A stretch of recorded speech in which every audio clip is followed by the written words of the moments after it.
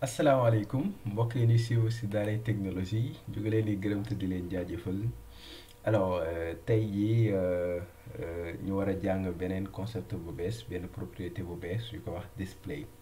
Alors si vidéo yi la passé n'est-ce pas gisoon nañ tout ce qui est sélecteur CSS mu doon lu am solo booy commencer par exemple si CSS n'est-ce pas parce que loolu moo lay permettre nga mën a manipuler balises yi pour mën a def ay stylisation ci CSS parce que CSS loolu mooy rôlement donc manipuler ay balises HTML changer seen comportement def ci ay mise en page.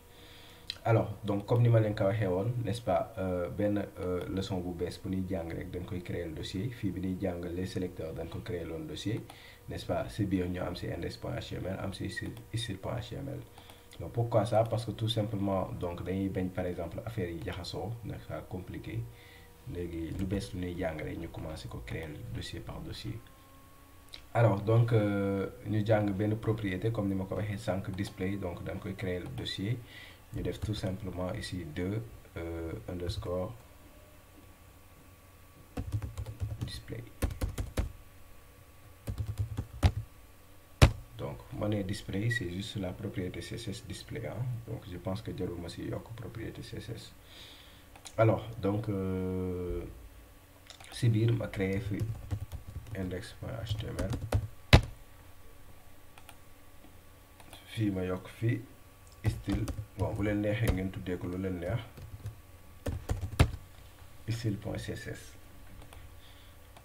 alors si index.html bi fii damay tëj yeneen fichier yëpp fermer les autres ba mu des index.html bi toujours li ngay njëkk a def mooy point d'exclamation entrée. Donc bu la neexee fii nga changer par exemple titre bi nga def apprendre la propriété CSS display. Alors donc pour ñu exécuter juste fii bon on va faire un H1 ñu def exactement la même chose CTRL C CTRL V donc ñu woo par exemple fichier CSS bi. Alors fii fichier CSS bi donc toujours boo ko bëggee woo da ngay utiliser balise link n'est-ce pas nga wax ko fan la nekk n'est-ce pas ñun fan la nekk donc c'est dans le même fichier on utilise tout simplement style.css pour wax ko si même dossier bi index.html nekk donc muy dossier display. Alors donc pour exécuter fichier bi n'est-ce pas il faut que ñu changer chemin bi parce que fii boo xoolee ñu ngi ci dossier les sélecteurs n'est-ce pas il faut que ñu wax ko nekk suñ ci dossier les sélecteurs. Li gën a yomb mooy nga supprimer par exemple fii les sélecteurs à index.html effacé nga taper sur entrée mu wan la par exemple dossier yi nga am yëpp. Donc ma cliquer fii ci display donc mu wan ma fichier yi ma am ci display donc fii ma lancer index.html automatiquement fii ngeen gis apprendre la propriété CSS display tout à fait en haut aussi nga gis titre bi apprendre la propriété CSS display. Alors donc propriété CSS display lan lay def bon depuis le début déjà waxoon naa leen que ni balises yi dañ leen di séparer en deux. Am na lu ñuy wax les balises de type line et les balises de type bloc. Donc les balises de type inline et les balises de type bloc. Alors balises de type inline mooy lan mooy balises yi nga xam ni par exemple duñu occuper toute la largeur. Boo leen afficher par exemple duñu occuper toute la largeur mais si bloc bi nu espace nécessaire bi rek bi nga xam ne moom lañ soxla moom la ñuy occuper. Alors que bu dee balise de type bloc maanaam moom day occuper par exemple toute la largeur. Donc ma jox leen par exemple benn exemple bu ndaw boo utiliser balise A donc fii ma def 1 ma utiliser balise P par exemple fii bam balise P ma def tout simplement je suis un paragraphe. Un paragraphe par exemple. Donc fii balise A bi dama leen doon wax ne lii balise de type inline la balise P bi balise de type bloc la. Alors loolu bu ma ñëwee fii ci style.css mën naa leen ko wan de manière très simple. Donc il suffit tout simplement ma sélectionner donc toutes les balises A et toutes les balises P bu ma leen sélectionner ba pare man ni dama soxla tout simplement benn bordure parce que pour nga gis différence bi foog nga jox leen bordure bon un pixel rek baax na type bordure bi solide ma def par exemple black pour couleur bordure bi. Donc fii bu ma lancer ma actualiser bam di ngeen gis ni par exemple fii bu ma zoomer un peu balise on bi gisoo occupé wul toute la largeur mais espace nécessaire bi nga xam ne moom la soxla rek pour texte on moom la jël. Mais bu dee balise de type bloc n'est-ce pas day occuper toute la largeur n'est-ce pas toujours day commencer aussi sur une nouvelle ligne n'est-ce pas boo ko defoon fii toujours day commencer non seulement sur une nouvelle ligne à occuper toute la largeur. Alors lan mooy différence su balise inline ak balise bloc mooy balise inline déjà mënoo ko redimensionner mënoo yokk par exemple largeur am mënoo yokk hauteur am ba pare mënoo ko centrer en fait te loolu c'est normal parce que inline la mu ngi mel ni nga ni par exemple da ngay centrer moo propriété ci apprendre la propriété CSS xam nga booy centrer normalement apprendre la propriété CSS bi yëpp nga waroon a centrer mais mënoo ñëw rek nga centrer propriété si biir apprendre la propriété CSS donc c'est exactement la même chose inline mënoo ko centrer mënoo ko redimensionner par contre si c'est bloc di nga ko mën a centrer di nga ko mën a redimensionner yokk taayam donc loolu noonu avant ñuy xóotal ci display n'est-ce pas dama leen di wan donc inline ak bloc da ngeen gis différence yëpp bu may doog a xóotal foofu déjà pour wan leen par exemple que inline bi mënoo ko centrer bu ma ñëwee par exemple ma def A ma def text align center bu ma centrer gis ngeen day bañ gisu fii fi mu nekk la nekk ba léegi. Alors bu dee dama bëgg a augmenter par exemple largeur am wala ma augmenter par exemple hauteur am ect ma jox ko par exemple 200 pixels bu ma actualiser yaa ngi gis hauteur bi mu amoon bougé wul mètre bu ma ñëwee par exemple ma ne damay yokk largeur am bon fi hauteur sax laa doon yokk moo yokkee largeur am par exemple ma jox ko 100 pixels n'est-ce pas fii bougé wul mètre alors centré naa ko bougé wul yokk naa hauteur am bougé wul yokk naa largeur am bougé wul pourquoi bougé wul parce que tout simplement balise de type inline la. Alors ma ñëw wan leen pour balise de type P n'est-ce pas balise de type bloc comme par exemple P bi fii bu ma neexee ma ne ko déjà dama bëgg a yokk dama bëgg a wàññi largeur am parce que déjà mu ngi occuper toute la largeur ma ni width dama ko bëgg a def tout simplement 100 pixels. Automatiquement da ngeen di gis bu ma actualiser mu wàññeeku gisoo bloc bi wàññeeku na bu ma neexee ma yokk par exemple 200 pixels gisoo fii ni muy augmenter fekku ci balise de type inline balise de type inline boo ko joxoon 1000 tamit du tax mu yokk gisoo fii 200 pixels laa ko 100 pixels laa ko jox même boo ko joxoon fii 200 pixels fu mu nekk lay nekk ba léegi yéen a ngi gis. Alors donc yéen a ngi gis bi largeur bi commencé naa ko modifier même chose bu ma neexee ma commencé modifier hauteur bi ma jox ko par exemple 200 pixels aussi bu ma actualiser yéen a ngi gis hauteur bi mu ngi augmenté wu. Donc bu ma neexee ma centré ko ma def text align center boobu contrôle R yéen a ngi gis automatiquement mu ngi centré par exemple élément bi si biir bloc bi.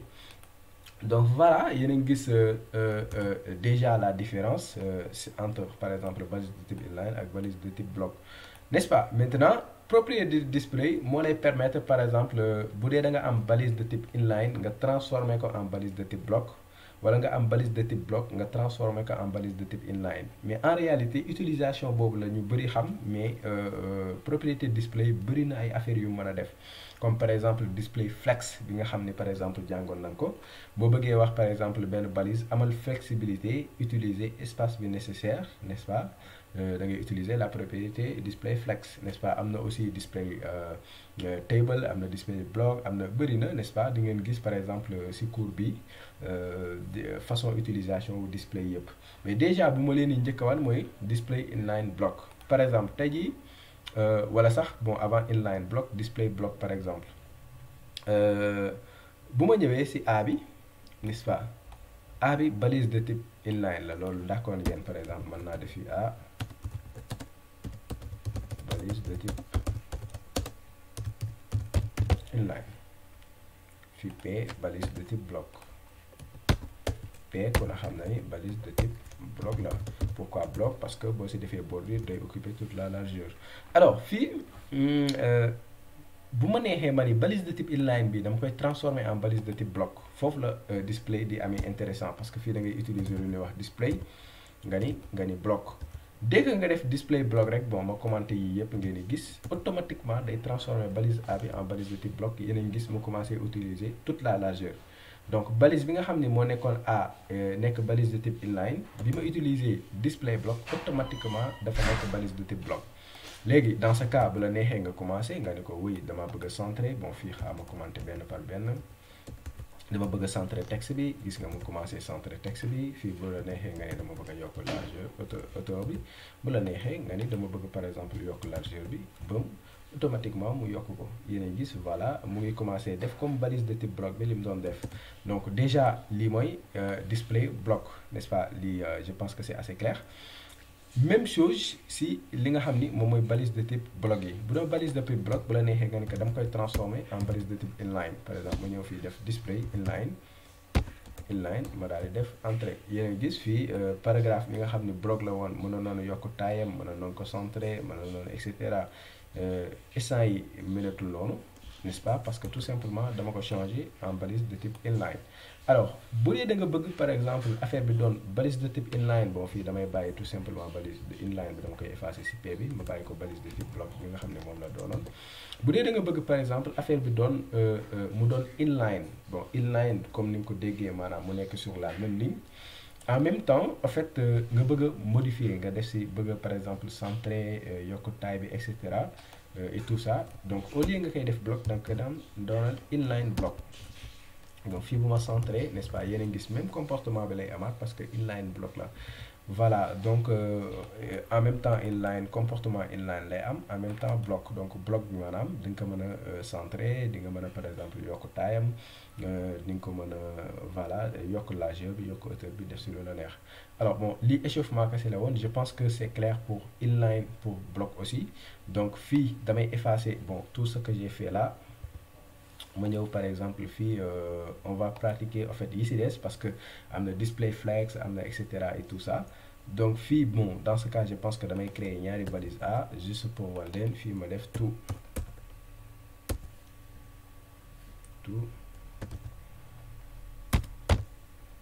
fii ma def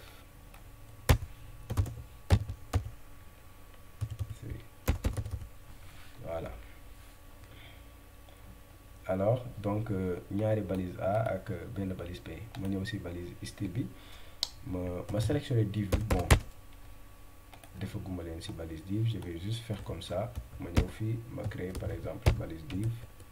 Bon bu leen neexee nga bañ leen def ci balise div parce que balise div lay permettre tout simplement mu sélectionner lépp en même temps, n'est-ce pas. Au lieu ngay sélectionner benn par benn di sélectionner A bi, di sélectionner A bi, après sélectionner P bi. Boo ko defee ci balise div, boo sélectionner balise div bi daf lay permettre nga modifier li nekk ci biir balise div bi yëpp en même temps. Alors fii bu ma ñëwee par exemple ma def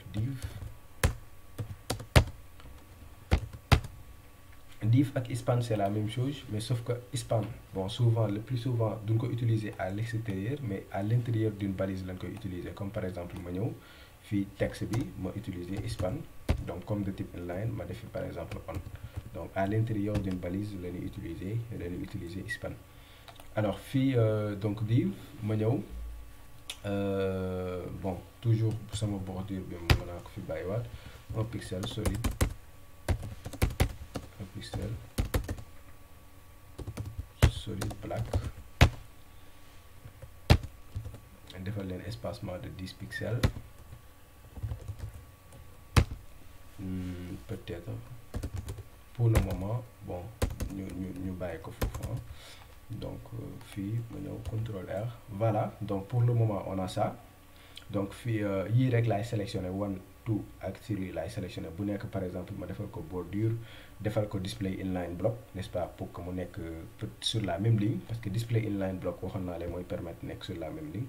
Ma defal leen par exemple benn hauteur, n'est-ce pas. Fii bu ma bëggee sélectionner balise A ak balise P mën naa def A,P pour wax ko sélectionner ma toutes les balises A et toutes les balises P. Donc ginnaaw bi nga ma leen sélectionner bon bii laay copier rek CTRL C ma ñëw fii CTRL V. Ça c'est 1 2 ma def sur leen hauteur de 100 pixels. Fii ma def display inline block. Bon inline block pour mu nekk sur la même ligne, non seulement ñett yi day nekk sur la même ligne 1 2 3 yéen a ngi gis instant yi nekkagul yëpp sur la même ligne. Pourquoi bii nekk par exemple sur une autre ligne, gisoo fii ñaar yi ñoo nekk sur la même ligne, bii dafa commencer sur une autre ligne, maanaam ligne bu bees la jël. Donc parce que tout simplement ñaar yi balise de type inline la, balise de type bloc toujours non seulement day occuper toute la largeur mais aussi toujours sur nouvelle ligne day tàmbali. alors fii dama yokk par exemple benn bordure defal ko par exemple et defal ko display inline block pour que ñett yëpp nekk sur la même. Ma actualiser yéen a gis non seulement par exemple ñett yëpp si même ligne la nekk parce que dama ko changer fii ma ne ko display inline block maanaam def leen sur la même ligne def leen bloc pour que ma mën a modifier seen taille. looloo tax bi ma defee act fii donc par la suite mën naa ko wàccee si suuf bi ma defee par exemple act yi nga xam ne sax inline la mën naa leen defal bordure yokk seen taille parce que dama leen a changer en bloc, n'est-ce pas. Inline block day am comportement inline ak comportement block en même temps. Alors donc je pense que mën nañ commencer, n'est-ce pas, travailler pour le moment. Donc war naa leen ce que inline fait, war naa leen ce que block fait. Bon, je pense que fii même au lieu bon, je pense que c'est bon. Inline lu muy def, block lu muy def, war naa leen inline block lu muy def. Dañuy avancer tout simplement sur la propriété inline flex. Alors inline flex jàngoon nan par exemple display flex, mais jànguñu woon inline flex. Bon, en réalité déjà li nga war a comprendre mooy à chaque fois nga am par exemple inline block xamal ni mën naan am à chaque fois par exemple nga am block xamal ni mën naan am inline block. mu ngi mel ni nga am display table xamal ni mën nga am aussi display inline table. Boo amee display flex mën nga am display lépp looy utiliser rek mën nga si yokk inline tiré, voilà, ci kanamam. Donc ñaar yooyu ñooy am par exemple si display yi. Donc jàngoon naan par exemple display flex, je pense que mën naa leen ko waraat fii sax si sama div bi bu ma ñëwee fii par exemple ma utiliser display flex. Display flex mooy lan mooy amal flexibilité nga utiliser toute la largeur nécessaire. Donc bu ma actualiser da nga gis beneen comportement lay am. Yéen a ngi gis inline yi ni ñuy comporté woo, maanaam inline yi da ngay gis ñu xaw a yéeg tuuti, n'est-ce pas, espace bi ci kaw bokkut ak espace bi ci suuf. Mais boo xoolee par exemple bi nga xam ni bloc la woon de base dafa am bàyyi espacement ci kaw bàyyi espacement ci suuf, n'est-ce pas. Fii tamit boo leen utiliser display il faut faire très attention parce que en fait display yi comportement bu si nekk ak comportement am. Boo utiliser display flex day utiliser comportement flexibilité. Boo utiliser par exemple display table mu utiliser comportement d'une table. Boo utiliser display grid mu utiliser comportement d'une grille, n'est-ce pas. Pour l'instant jàngagun ay grille ay affaires yooyu noonu, mooy yooyu yëpp incha allah dina si ñëw. Voilà, donc bu si nekk display bu si nekk ak comportement am, n'est-ce pas. Donc fii bu nu neexee par exemple ñun utiliser display inline flex. yéen a gis sama IDE bi nu may guider. Donc bu ma defee inline flex ma actualiser nga xool le comportement. Donc déjà par exemple fii gisoo ni mu automatiquement dafay jël par exemple propriété display, parce que en réalité boo xasee ba def fii inline flex day mel ni par exemple inline la nekkatul bloc. Et yaa ngi gis fii ni mu coincé ba jëlatul toute la largeur, alors que bu ma effacer par exemple fii def flex day am flexibilité, utiliser tout l'espace nécessaire. Donc yéen a ngi gis par exemple inline flex ak display flex. Alors am na par exemple display block, bon wax naan ko, am na lu ñuy wax display inline grid, n'est-ce pas. Au lieu ma utiliser flex mën naa utiliser inline grid. Alors inline grid kan la am intéressant bu dee par exemple da ngay utiliser grille yi. Les grilles en CSS dinañ ko jàng mu doon affaire bu puissant. Les grilles en CSS, oh c'est autre chose. Bon fii bon avant inline grid ma war leen tout simplement display grid maanaam éléments yi dañuy affiché wu sous forme de grille. Donc mais toujours sous forme de bloc, n'est-ce pas. Sous forme de bloc lay doon. Bu ma waxee sous forme de bloc maanaam day utiliser toute la largeur, mais sous forme de grille lay gis. yaa ngi gis fii par exemple ligne am à part la jël, kii ligne am à part la jël, kii ligne am à part la jël, n'est-ce pas. Parce que tout simplement sous forme de grille la ñuy affiché wu. Donc grille yi dina si gën a yaatal. Mais par contre boo defee inline grid, n'est-ce pas, fii day construire comme par exemple inline la bu si nekk bon da ngay gis voilà mu nekk ci kawam du occuper toute la largeur. Alors donc bu dee da ngay travailler ci grille yi, n'est-ce pas, donc il est préférable nga utiliser au lieu ngay utiliser display block wala display inline block.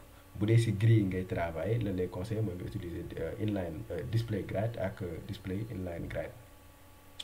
Donc am na aussi lu ñuy wax inline table ak display table. Donc c'est exactement la même chose. Bon bu dee da ngay travailler par exemple sur les tableaux en CSS pour créer wala en HTML, donc bu dee da nga bëgg a def des modifications si manière d'affichage bi parce que display ça signifie affichage en français, n'est-ce pas?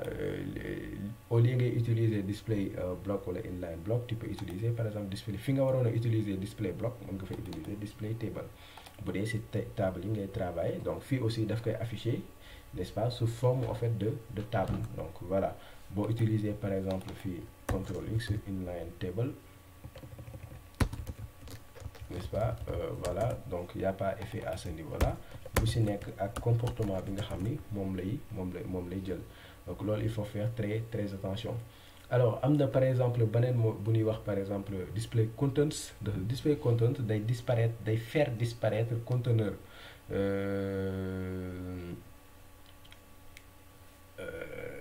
nu ma leen ko mën a expliquer.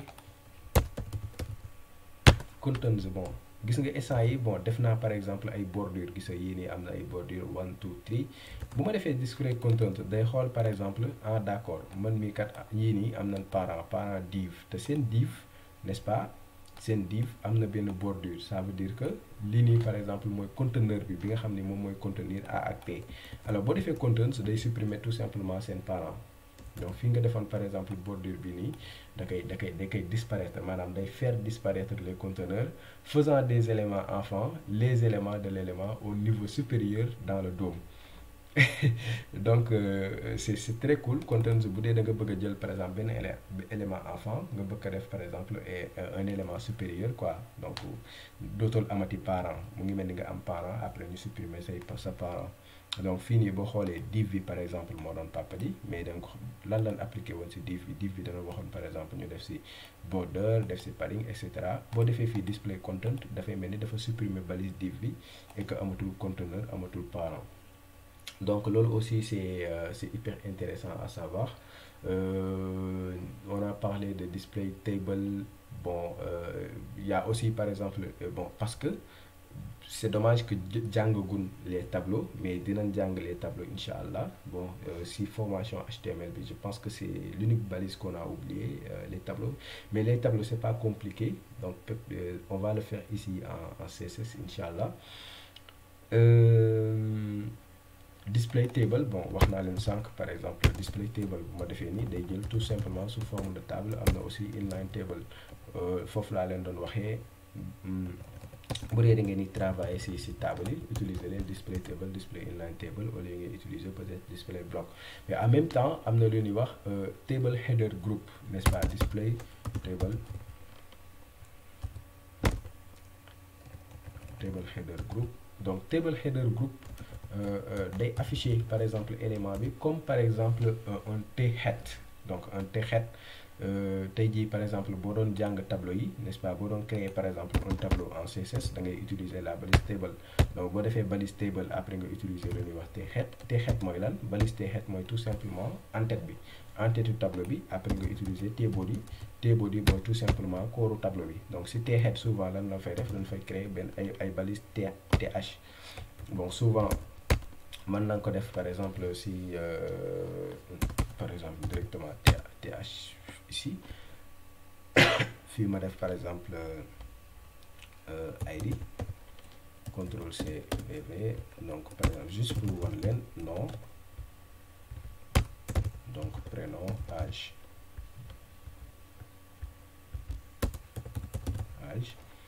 fii bon nga am même chose donc mais fii TD lay doon, donc TD pour di CTRL C CTRL V fii ma def par exemple bon ID bi lan la, supposons ma def kii bi nom bi lan la ma def par exemple Sarr, prénom bi lan la ma def Astou, n'est-ce pas, âge bi lan la ma def 12,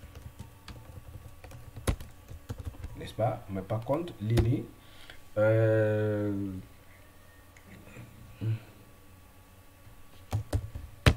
bu la neexoon par exemple mën nga def nii tout simplement pour wax que ni mën nga utiliser une balise TR pour wax que ni par exemple si benn ligne day nekk, n'est-ce pas. TR fii moom la ñuy woowee table row, mooy tout simplement une ligne. Ops fii par exemple table bi créer nañ ko benn ligne, ma neexee créer waat ko beneen ligne, donc table row ma neexee créer waat beneen ligne. n'est-ce pas fii aussi bu la neexoon nga entourer ko par tr, n'est-ce pas bu la neexoon aussi nga bàyyi ko nii. Bu ma actualiser di ngeen gis ne am na table mais tableau bi yéen a ngi gis fii ni mu ko affiché en gras, ni mu ko affiché mu foncé. da lay bëgg a wax ni tout simplement fii tu as utilisé des balises th table head, donc pour wax la ni header la en tête la te parfois dañuy utiliser balise t-head pour entourer ko. mais balise t-head donc yii yëpp c'est pas obligatoire, bu la neexee nga effacer ko. am na ñoo xam ne dañuy créer par exemple tableau sans ñu utiliser des t-head et des t-body, mais c'est toujours intéressant de sorte tu auras la même chose, mais c'est toujours intéressant nga utiliser par exemple di ko entourer structuré par t-head ak t-body. alors fii par exemple bu dee da nga utiliser table header group, dafay permettre par exemple afficher élément bi sous forme de t-head. am na aussi bon fii war naa leen t-head war naa leen t-body, mais am na noonu moo ko amee noonu la amee par exemple t-footer. donc t-footer pour wax en tête tableau bi. donc t-footer bu la neexee nga def lu la neex. je suis un tableau par exemple, tableau de données. je suis un tableau de données. bu ma ñëwee je suis un tableau de données, vous voyez que c'est là. donc loolu la ñuy wax t-footer. alors t-footer bi yéen a ngi gis fi mu kii. alors bu dee par exemple da nga utiliser par exemple display, bu la neexee au lieu nga utiliser table header group, mën nga utiliser tout simplement table footer group. bon boo utiliser table footer group maanaam day afficher information bi. donc fii information bi lii la, bu leen fàtte ni fii la nekk. donc tableau bi c'était juste des explications. bu ma defee CTRL L day afficher élément bi comme sous forme de t-foot. alors donc loolu taxoon man leen affichage bi ça dépend. donc am na aussi table caption, n'est-ce pas, ab balise caption. donc balise boo xam ne day permettre def souvent des titres. y en a plusieurs fii. bon je pense que am na table caption, voilà. donc table caption aussi day permettre afficher élément bi sous forme par exemple de caption, sous forme de titre. am na table row group, da koy afficher sous table row group sous forme de t-body la koy afficher, n'est-ce pas. am na table cell pour mu afficher ko sous forme de td yi ngeen doon gis sànq.